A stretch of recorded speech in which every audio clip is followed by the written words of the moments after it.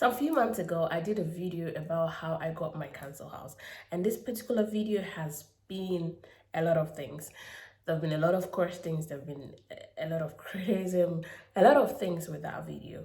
So what I decided was to come back and do another video with a step-to-step on how you will be able to get a council house, the type of tenancy you can actually get, if anybody at all can actually get a council house, and all the details you will need or you would like to know before you will get a council house. So if today's video is something you have been looking forward to, or if it is something you're interested in, I would say stay tuned and let's dive into it. Welcome back, beautiful people. Before I get into today's video, I want to say thank you so much for all the subscription, guys. You amaze me, and you guys are just amazing. I love you guys. Thank you so much. I really appreciate everybody subscribing to my channel. If you have not yet, please do so, and let's keep growing. My name is Celine, and you can actually call me CJ. I love it anyway.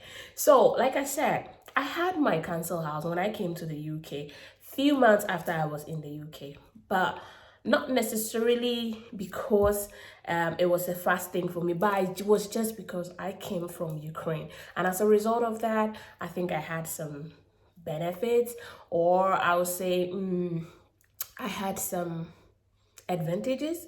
I don't know how to put it, but the fact that I was coming from Ukraine actually helped me got my council house in a very fast pace. Okay, so today I will be talking about the steps you actually have to go through in order to get a council house if it is something you have been planning to do. Before I get into that, I would like you to know that council houses are actually houses that are provided to the public to help them, because it is actually low when it comes to rent compared to other places. I did a video talking about how much you can actually get a council house for and how much you can actually get a house with a private owned. So if you have not checked that video out, you can actually go check it out. Yes, so one thing I would say about council houses are every area you can actually go to your council and then speak to them about getting a house, or you can actually find them online. Yeah, get registered with them, and depending on your situation or your story will actually determine the priority the council will give to your demand or your search for a council house. Moreover, anybody at all that have let me say a legal stay in the country can actually get a council house. Not like I said, there are types of council houses. Because council houses are a bit cheaper when it comes to renting, you can actually get a rent from a council, which means that it's a council house, but it's not like a permanent council house for you.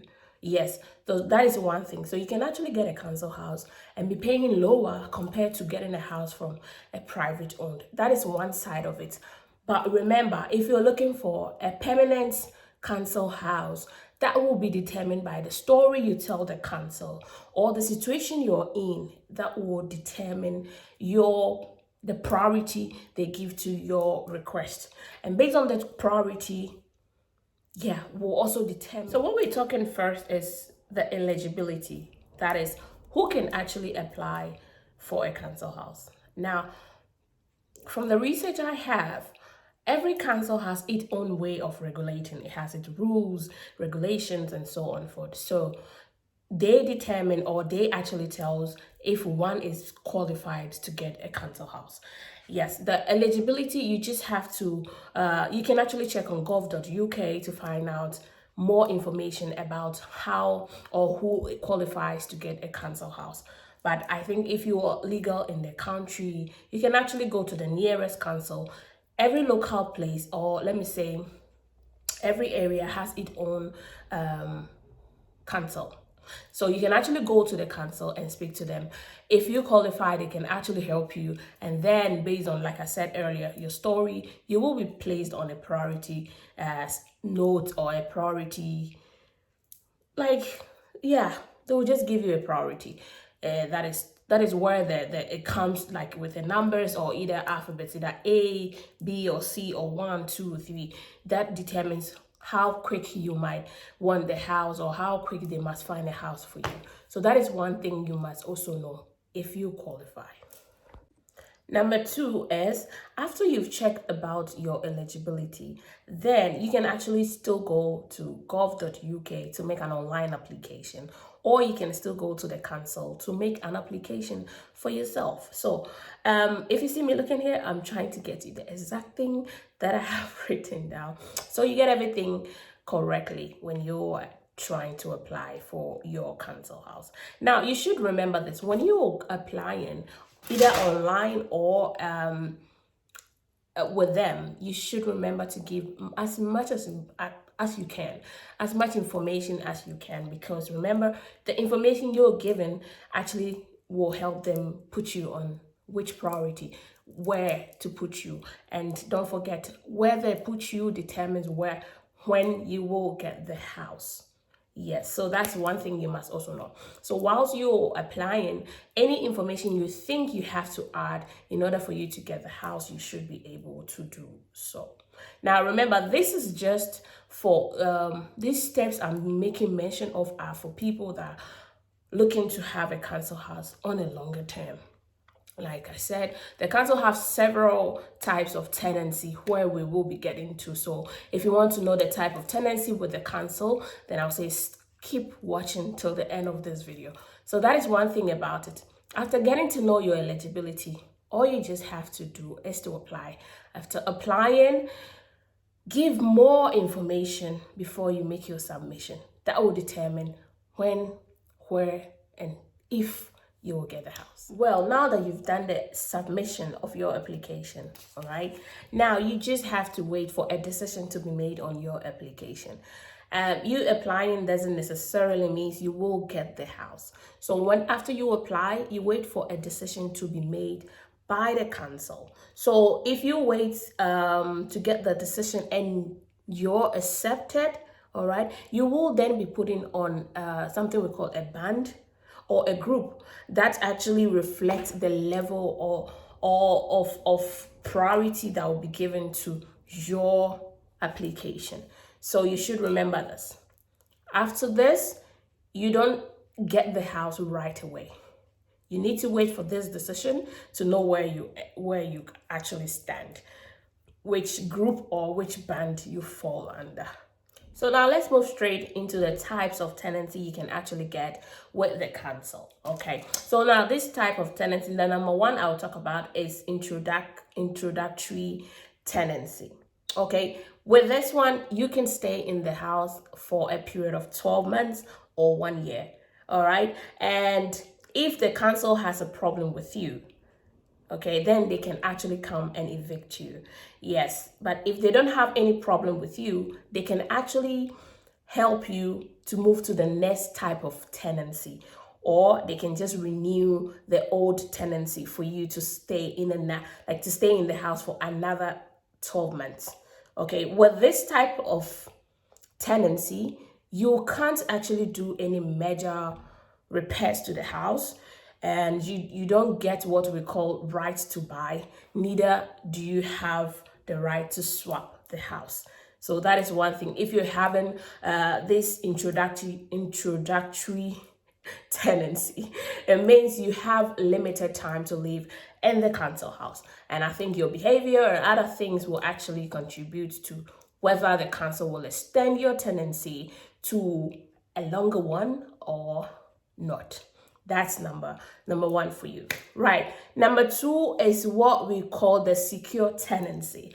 Now, this secure tenancy can be there for the rest of your life. Yes, you can actually live there for a very longer period. Okay, and 1 minute. Let me say, with this secure tenancy, you can actually live and do major repairs to the house because you're living there for a longer time. You can actually repair the house.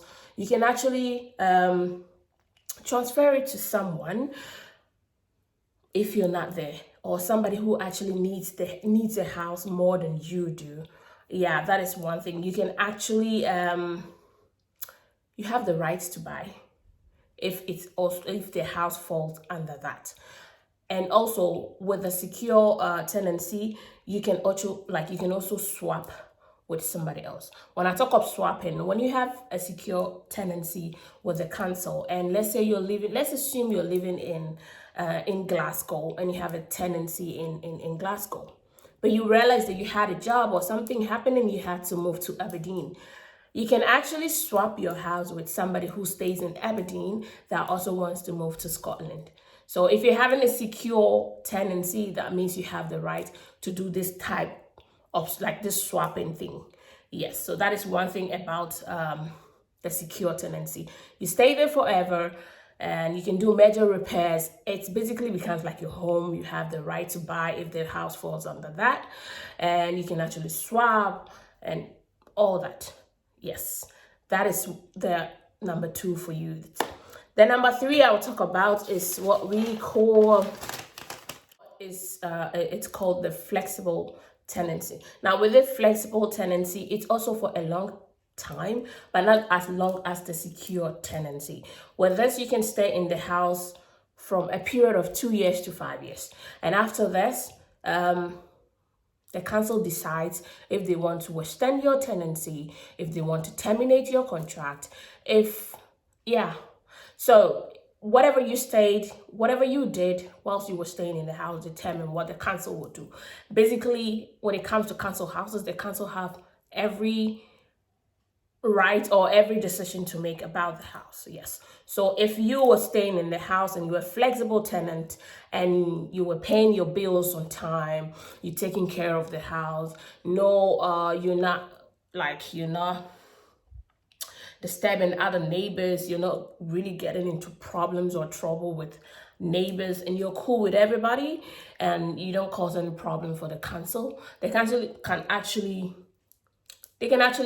renew your tenancy for you, or you can also be moved to a secure tenancy. It all depends on you and that of the council. After your 5 years of stay, if you think you want to change or you want to move out, it's just a matter of giving a month notice to the council, and then you can move. Yes, that's how it actually works. There is also a joint tenancy that I'll talk about. Now, the joint tenancy is like if you're staying with your partner, or it's your husband, or somebody you want to share things with, you can actually add this person to the tenancy. So you both become like co-owners of the house. If it is a secure tenancy, that means if one is not there, the other one have total right to the house. No matter what, the person continues from wherever you stopped. So if you have a joint tenancy and you want to move out, your next partner or the person that is joint to you takes over the house and can live there as long as the person wants. So these are some of the types of tenancy you can actually get with the council. So like I said earlier on, when somebody's looking for a council house, it doesn't necessarily mean you have to stay there forever, or it doesn't necessarily mean the council gives you the house forever. It depends on what and how you got the house, and also let me say in general how you got the house. That is it, and the type of tenancy the council gives to you.